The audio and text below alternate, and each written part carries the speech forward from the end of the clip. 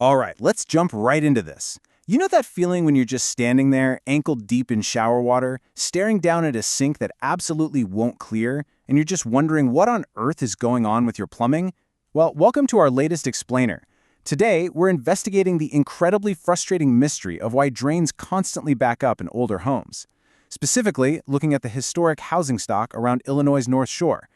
We're going to uncover what is actually happening beneath your floorboards and why the solutions aren't always what you'd expect. So here's the million-dollar question. Why do good drains go bad? You might be super careful about what goes down your sink. You might scrape every single plate, use strainers in the shower, and avoid pouring grease down the kitchen drain like it's a religion. But if you're dealing with recurring clogs in an older home, the problem might not be your habits at all. You could literally be doing everything perfectly right and still find yourself fighting a losing battle. While the reality usually boils down to a bit of a turf war between your good habits and your aging infrastructure. On one hand, sure, you're using strainers and avoiding grease, but on the other hand, decades of accumulated scale, degrading pipe surfaces, and loose joints are working against you. The real invisible sickness here is time itself, causing your infrastructure to naturally decay beneath your floors, completely regardless of how well you treat it today. So here's our game plan for this explainer. 1. The hidden drain problem. 2. Meet the 3 culprits. 3. Spotting the warning signs. 4. Diagnose before you guess. And 5. Smart maintenance steps. We're basically going to treat your house like a patient today, moving right from identifying the hidden underlying conditions straight through to the ultimate high-tech prescription. All right, part 1. The hidden drain problem. Aging infrastructure. You see, over time, these pipes basically undergo a physiological change. Drain lines inevitably build up scale and minerals, but honestly, it gets worse. Joints get loose and tiny cracks start to form. And guess what? Those cracks act like superhighways for dirt and thirsty tree roots to just barge right in. So what this really means is that even with totally normal, everyday use, older pipes naturally lose their capacity to flow. Those clogs driving you crazy? They're actually a structural issue, not a behavioral one.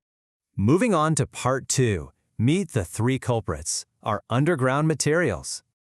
Okay, our first suspect lineup features cast iron.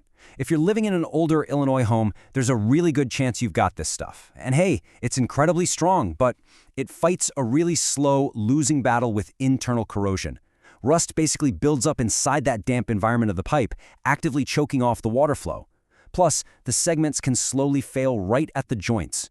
That's exactly why you might get those weird ghost clogs that mysteriously seem to come and go as debris gets caught in those narrow, rusted-out pathways.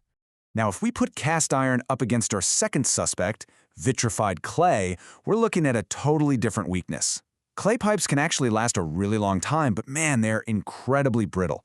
They tend to lose the fight against shifting dirt and those invasive tree roots we talked about, which knocks them totally out of alignment. And when pipes misalign, you get these low spots where water and gunk just sit there and settle. So while cast iron basically chokes itself out with rust, clay breaks and shifts out of place. But you know, the really wild one here is our third suspect, Orangeburg pipe. This is a historic, fiber-based pipe. Honestly, think of it almost like heavily compressed tar paper.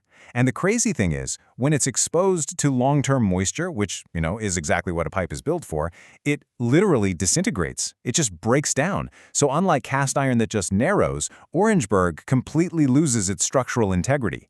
We're talking rapid, catastrophic collapses and blockages that are way, way worse than just normal aging. All right, part 3. Spotting the warning signs. What to look for. Listen to this description straight from our source material. Gurgling sounds, lingering drain water, foul odors near fixtures or cleanouts. Yeah, gross, right? But if you hear your toilet gurgling every time the washing machine drains, or you're catching whiffs of sewage near a basement floor drain, you really need to pay attention. These creepy telltale signs are literally your home desperately trying to tell you that its underground infrastructure is actively failing. It's not just a stubborn hairball, the whole system is crying out for help. To break that down a bit more, if you're noticing multiple fixtures draining slowly at the exact same time, like say your tub and your sink are both backed up, you are almost certainly dealing with the shared main line problem, not just the localized clog. Another huge red flag, getting backups right after a heavy storm or seasonal freeze-thaw cycle. That is a massive indicator that your clay or cast iron joints have actually been compromised by shifting soil. Which brings us to part 4. Diagnose before you guess. Stop the guesswork. So why is guessing a terrible idea here? Well, because a lot of these older North Shore homes actually have this confusing Frankenstein-like patchwork of all three pipe materials overlapping, usually from decades of cheap, quick fixes. To actually navigate that mess, you need a solid action plan. Step 1, spot those warning signs. Step 2, arrange a CCTV camera inspection. And Step 3, match the specific solution to the exact failure mode. This clear process right here is your ultimate prescription to go from blind, expensive guesswork to a precise, documented diagnosis. And I've got to emphasize, that camera inspection is an absolute game changer. By snaking a CCTV camera down the line, a technician can see exactly what is going on. No more guessing if it's roots in a clay pipe, rust in cast iron, or a totally collapsed Orangeburg pipe. They get actual visual proof. And from there, they can prescribe highly targeted fixes. Things like small spot repairs, modern trenchless liners where they don't even have to dig up your yard, or, if needed, full replacements. It perfectly matches the medicine to the sickness. Finally, Part 5. Smart maintenance steps. Protect your drains. Okay, so while you're waiting for the pros to show up with their camera, there are a few golden rules you absolutely have to follow. Keep using your strainers, definitely keep grease out of the sink, but most importantly, stop pouring harsh drain chemicals down your pipes. Think about it. If your cast iron is already corroding, dumping acid on it is just a terrible idea. These chemicals hardly ever work as well as physical removal. They can severely damage older pipes, and they actually make the professional camera diagnosis way more dangerous for the techs and their expensive equipment. And that brings us to our final, critical question for this explainer.